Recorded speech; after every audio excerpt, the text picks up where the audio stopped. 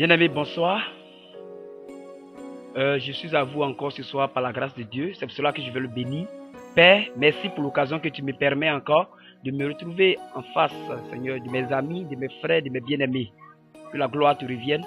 Sois présent pendant ce temps que nous allons passer ensemble. Oriente-moi, conduis-moi, remplis-moi de ta volonté et que la grâce te revienne au nom de Jésus. Amen. Nous allons commencer par lire 2 Timothée 4, verset 4 et verset 2 à 5. Prêche la parole, insiste en toute occasion favorable ou non, reprend, censure, exhorte avec toute douceur et en instruisant. Car il viendra un temps où les hommes ne supporteront pas la saine doctrine, mais ayant la démangeaison d'entendre des choses agréables, ils se donneront une foule de docteurs selon leurs propres désirs, détourneront l'oreille de la vérité et se tourneront vers les fables. Mais toi, sois sobre en toutes choses, supporte les souffrances, fais l'œuvre d'un évangéliste, remplis bien ton ministère. Que la gloire revienne au Seigneur qui nous fait grâce d'être devant vous ce soir pour parler de sa part. Veuillez m'en excuser, comme je l'ai dit la dernière fois, j'ai ce jour-là un petit malaise de tête, mais je crois que ça passe et je bénis le Seigneur pour cela.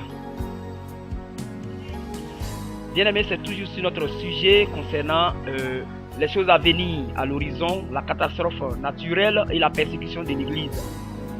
Et je ne peux développer quoi que ce soit sans mentionner cela parce qu'il faut que cela, soit en tout cas, au quotidien dans notre esprit afin que nous puissions l'évacuer par la puissance de la prière et de l'intercession. Nous le pouvons et nous le devons.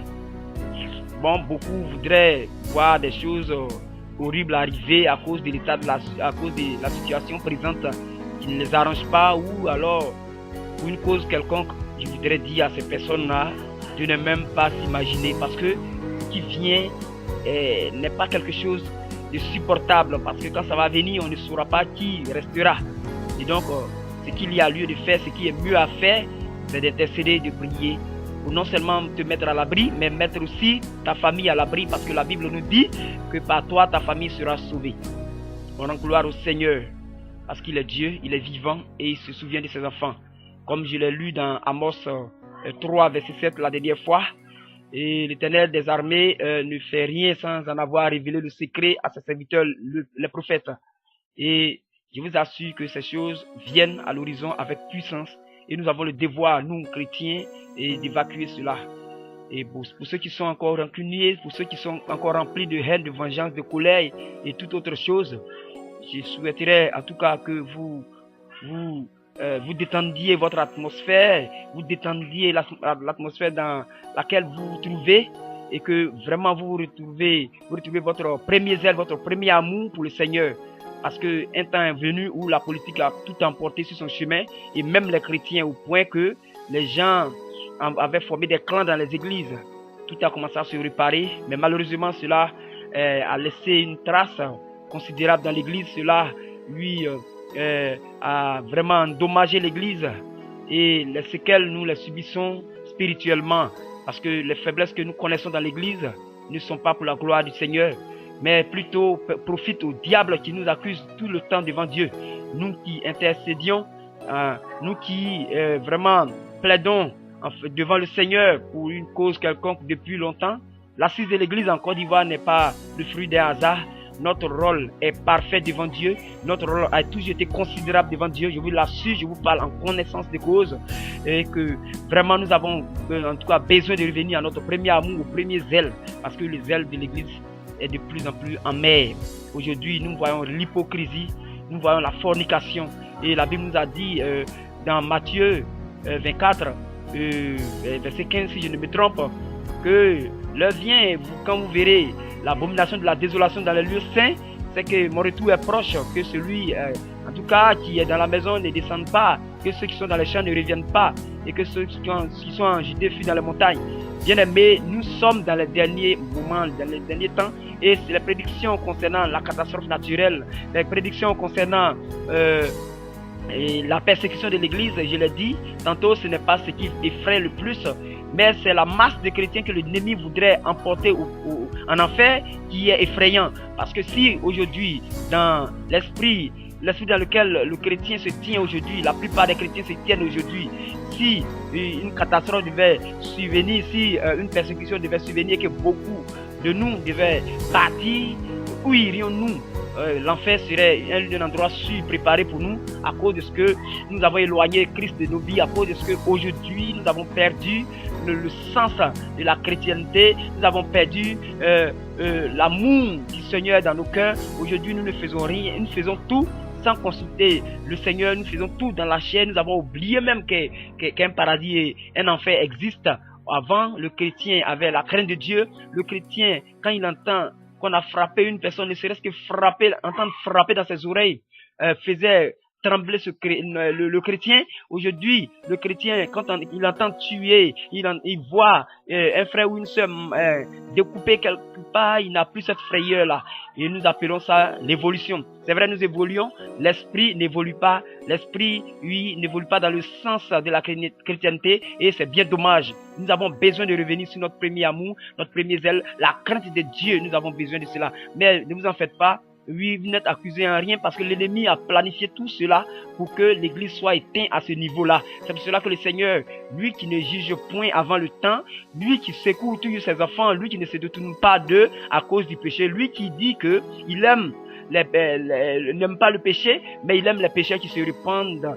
Oui, qui se répandent. Oui, vraiment, il est là encore. Il est favorable à nous. Et c'est pour cela qu'il suscite ses enfants. Je ne suis pas le seul. La dernière fois, j'ai essayé de consulter un peu sur les chaînes. Et j'ai vu que je ne suis même pas le seul qui a eu cette révélation concernant la catastrophe naturelle.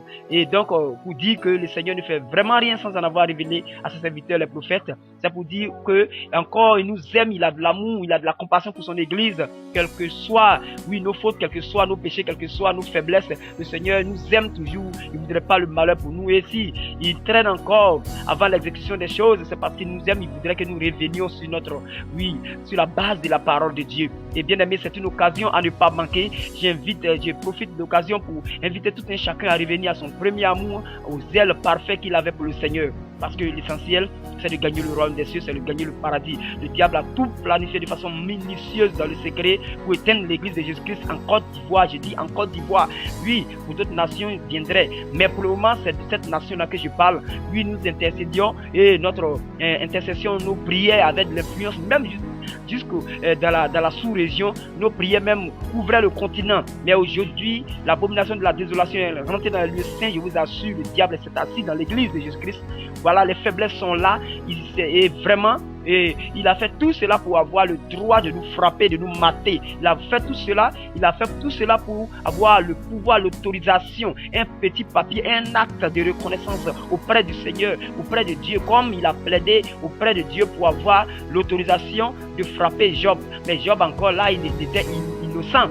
Mais il a provoqué Dieu en lui disant que vraiment c'est parce que tu lui as tout donné qu'il se comporte ainsi et que s'il n'avait rien. Et donc Dieu pour prouver au diable que son fils l'aimait de tout son cœur, qu'il était sincère dans son amour. Et alors il a effectivement laissé Job, il a laissé la colère et il a laissé la souffrance taper Job et pour prouver. Mais nous concernant, ce n'est pas que nous sommes innocents, mais nous sommes bien coupables de ce qui pourrait nous arriver. Et lui-même, il suscite le mal au milieu de nous. Lui-même nous pousse à agir en insensé. Et en même temps, il nous accuse devant Dieu pour avoir cette autorisation de nous frapper. Et je vous assure, ce coup sera vraiment, je ne saurais vous situer, vous le dire, mais c'est un coup à éviter. Parce que vraiment, les ruines seront incalculables. Bien-aimé, la persécution de l'Église, bien-aimé, la catastrophe naturelle n'est pas une invention, n'est pas un sujet pour distraire les oreilles, mais vraiment, j'ai l'obligation que le Seigneur vous bénisse parce que je sais que vous m'avez compris et que chacun de nous va commencer à penser à cela, à prier, à méditer sur ce fait afin que cela ne puisse nous arriver. Au nom de Jésus, je bénis toutes les oreilles qui ont été attentives à cela, que la gloire nous revienne au Seigneur. Au nom de Jésus, Amen.